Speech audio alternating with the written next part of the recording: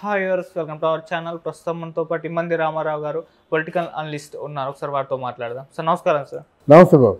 Sir, రోజా గారు మనకు తెలుసు, మరి ఒక ఫైర్ బ్రాండ్ అంటారు వైసీపీకి.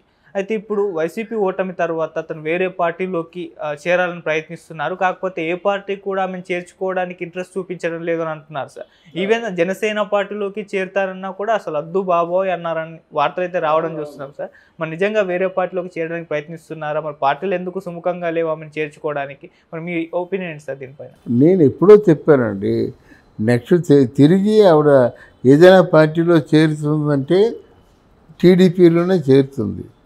ఎందుకంటే వాళ్ళకు కూడా మాట్లాడే వాళ్ళకి కావాలి కదా, లేడీ స్పీకర్ కావాలి. చేరుతుంది. ఈ మధ్యలో చాలా ఆటంకాలు ఉంటాయి. పవన్ కళ్యాణ్ చేర్పించుకోడు, వద్దు బాబోయ్ అంటాడు. చేరుతానని మాట చెప్తే ఆ విషయం మాత్రం వద్దు, ఇంకేదైనా మాట్లాడండి అని చెప్పాడు మాట. ఇక నీకు టీడీపీ ఏంటంటే, టీడీపీలో కొంతకాలం పనిచేసింది. ఈయన ఏ మేరకు దొంగో రోజాకి తెలుసు, రోజా ఏ మేరకు దొంగో చంద్రబాబు నాయుడు తెలుసు. దాని ప్రయత్నం చేస్తుంది, లేకపోతే చాలా బదనాం అయిపోతుంది. ఏది ప్రొవైడెడ్ అరెస్ట్ చేయకుండా ఉంటే, అరెస్ట్ చేస్తే ప్రసక్తే ఉంది. ఆవిడ చేసిన స్కాములన్నిటికీ కూడా కంప్లీట్గా విచారణ చేయాలి కదా. అది విచారణ చేసే ముందు ఈ గోతులన్నీ తప్పుకోవాలి. అది రోజా గారు ఇక్కడ కాకుండా తమిళ పాలిటిక్స్లోకి వెళ్ళాలని కూడా ప్రయత్నం చేస్తున్నట్టు అనిపిస్తున్నది. ముఖ్యంగా విజయ్ గారి దళపతి విజయ్ ఉన్నారు కదా, ఆయన పార్టీలో చేరబోతున్నారంటూ కూడా వార్తలు వచ్చాయి. సార్, తమిళ వాళ్ళకి రోజాకి అస్సలు పడదు. ఓకే, ఎందుకు సార్? చెప్తాను చూడు. నీకు ఎవరు చెప్పలేదు, ఆవిడే చెప్పింది స్వయాన. తమిళ వాళ్ళు కావాల్సింది టాలెంట్ కాదు, తర్వాత అందం కాదు.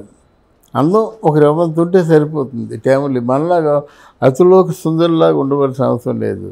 వాళ్ళకి కావాల్సింది ఒకటి ఉంది, ఆ ఒకటి చేసేస్తే మనం వృద్ధిలోకి వస్తాం.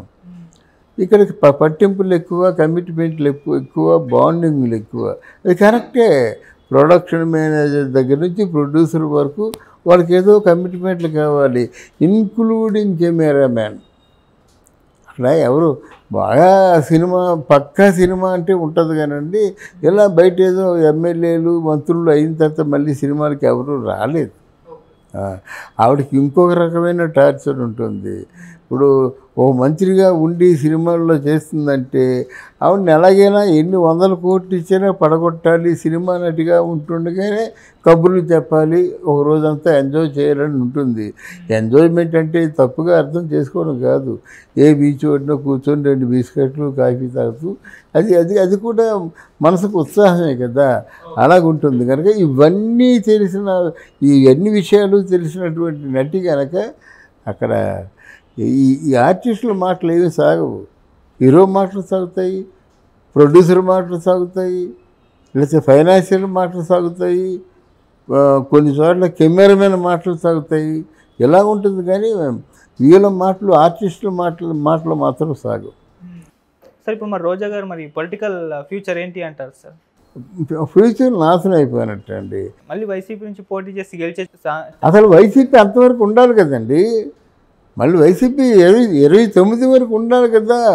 మనం వైసీపీ గెలిస్తే మనకేమైనా ఇబ్బందా? లేదు కదా. నువ్వు అసలు పూర్తిగా నువ్వు చేస్తున్న పనులు అసలు నీ గురించి ఆలోచించే అవకాశం ఇవ్వటం లేదు.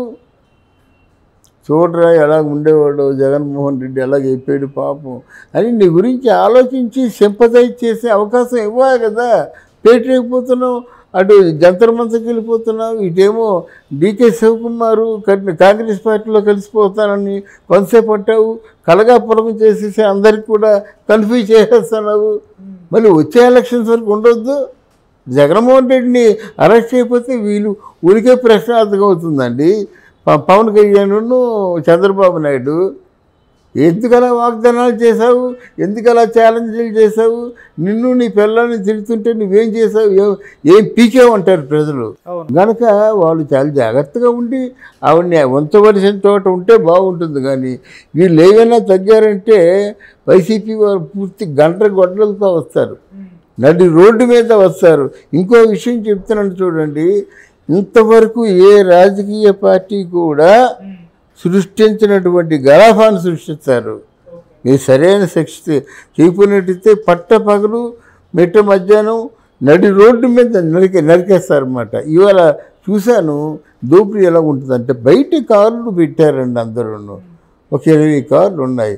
ఆ కార్లకి ముందు ఉంటాయి కదా అద్దాలు, ముందు సైడు అంతా ఉంటాయి కదా, అద్దాలు మూసేసి ఉన్న కార్లకి తలుపు డోర్ తీసి విరిచేసి వెళ్ళిపోయారండి.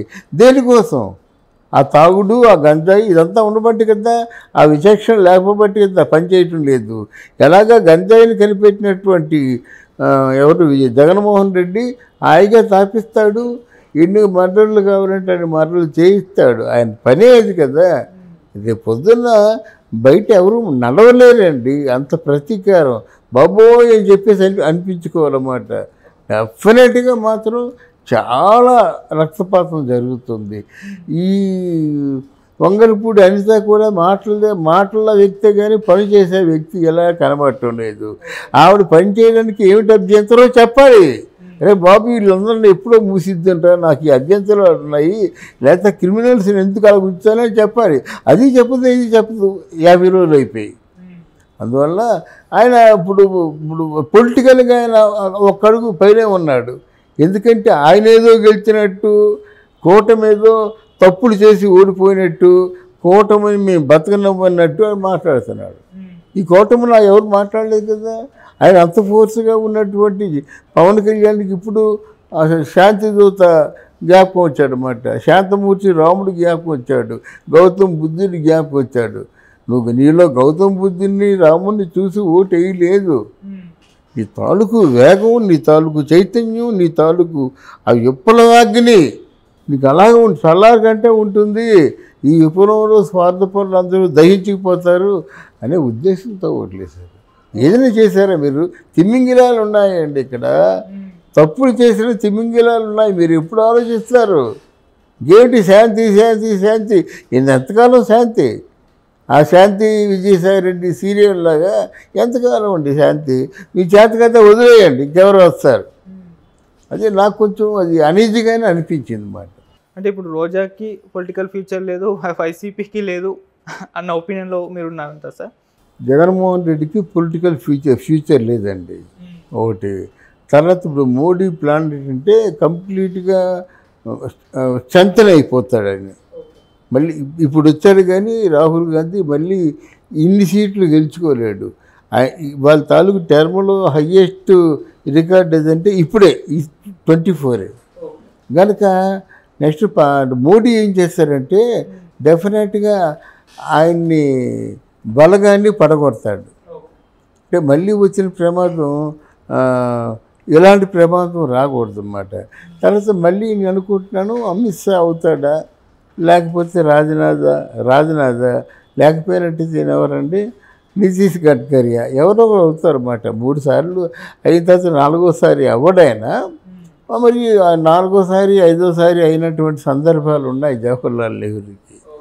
అది కనుక వీళ్ళు ఎవరిని బతకనివ్వడండి. మోదీ స్ట్రాటజీ వేరు. ఆయనకి ఇష్టం లేకపోతే పాతాళ లోకాన్ని తొక్కేస్తాడు, ఇష్టం ఉన్నట్టయితే మాత్రం ఆకాశానికి ఎత్తేస్తాడు.